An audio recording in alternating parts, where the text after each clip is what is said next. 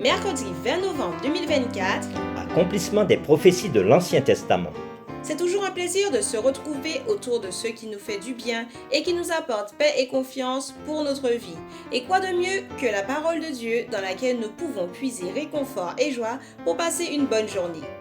L'équipe de l'aventure dans la parole souhaite que cette séquence vous apporte la sérénité nécessaire pour aujourd'hui. Notre communauté s'agrandit et c'est grâce à vous. Soyez vous aussi actifs avec nous pour répandre le message. Et vous pouvez le faire en likant, en partageant le lien. Nous vous invitons, si ce n'est pas encore fait, à vous abonner pour recevoir les notifications. Et pour un confort d'écoute en continu, nous vous proposons la playlist de chaque semaine. Le texte à mémoriser de cette semaine que nous vous invitons à dire avec nous se trouve dans Jean 5, verset 36. Moi, j'ai un témoignage plus grand que celui de Jean, car les œuvres que le Père m'a donné d'accomplir, ces œuvres mêmes que je fais témoignent de moi que c'est le Père qui m'a envoyé. Nous vous invitons à le redire avec nous, Jean chapitre 5, le verset 36. Moi, j'ai un témoignage plus grand que celui de Jean, car les œuvres que le Père m'a donné d'accomplir, ces œuvres mêmes que je fais, témoignent de moi que c'est le Père qui m'a envoyé. Que pouvons-nous apprendre des erreurs de ceux qui n'ont pas cru en Jésus? Les réflexions de cette semaine nous aideront à répondre à cette question, et aujourd'hui nous le ferons avec la séquence Les prophéties de l'Ancien Testament au sujet de Jésus, deuxième partie. Jésus dit aux chefs religieux, « Vous sondez les Écritures parce que vous pensez avoir en elles la vie éternelle. Ce sont elles qui rendent témoignage de moi, et nous pouvons le voir dans Jean 5, verset 39. Quelle incroyable prétention de lui-même! Les estimations varient, mais certains érudits affirment que Jésus de Nazareth avait accompli des centaines de prophéties de l'Ancien Testament. Quel que soit le nombre, le fait qu'un seul homme réussisse à accomplir quelques-unes d'entre elles, ou encore presque la totalité, est stupéfiant. De temps en temps, quelqu'un utilisera une image comme celle-ci. Imaginez que vous remplissez une zone de la taille du Texas avec des pièces d'environ 1 mètre de haut et que vous peignez l'une des pièces en rose, puis que vous les mélangez toutes. Ensuite, donnez à une personne aux yeux bandés une chance de choisir la pièce rose. Quelles sont les chances qu'avec un seul choix, elle obtienne la pièce rose?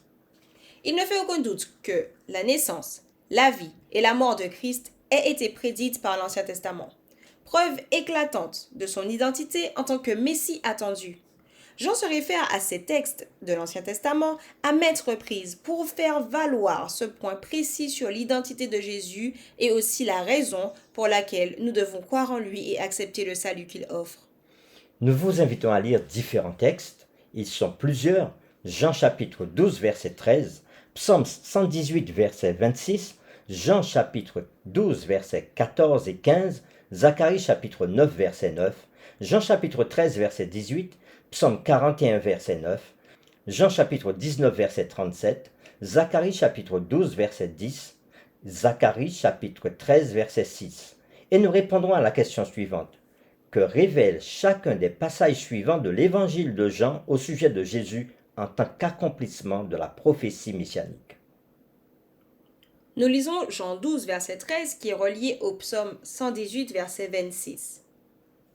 Ils prirent des branches de palmier et allèrent au-devant de lui en criant « Hosanna! Béni soit celui qui vient au nom du Seigneur, le roi d'Israël !» Nous lisons maintenant le psaume 118, verset 26. Béni soit celui qui vient au nom de l'Éternel. Nous vous bénissons de la maison de l'Éternel. Nous lisons Jean 12, verset 14 à 15, qui est relié à Zacharie 9, verset 9.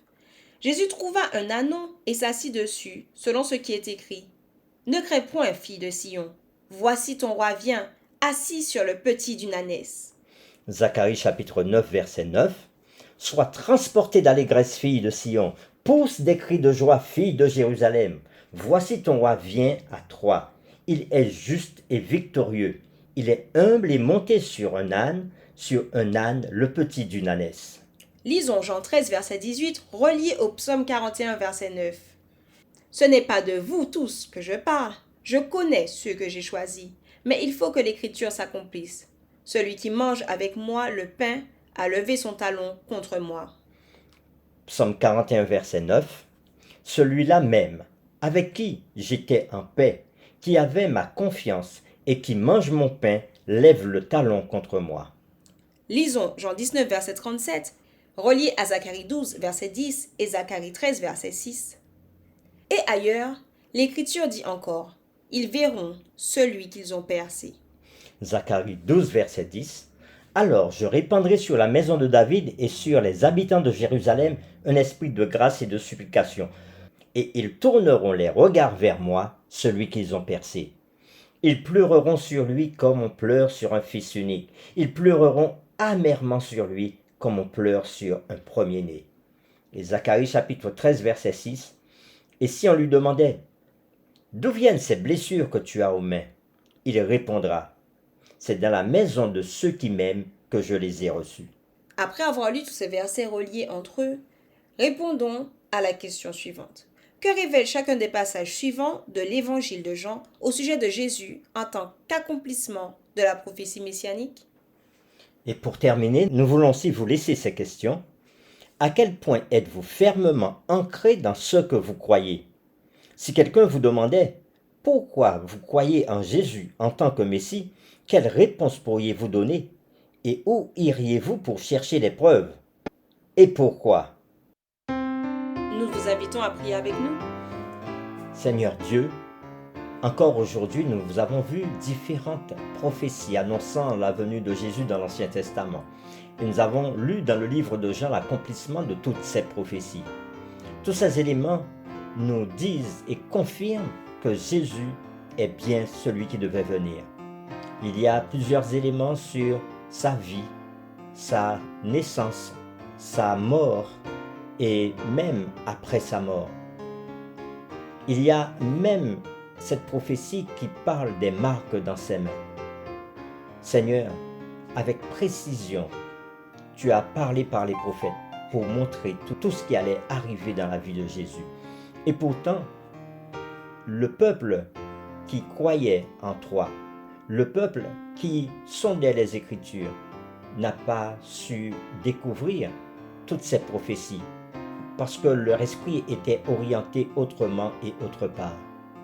Alors nous prions pour que tu nous aides, nous, à être bien orientés pour que nous puissions comprendre les prophéties qui annoncent la seconde venue de Jésus. Nous t'avons prié au nom de Jésus. Amen.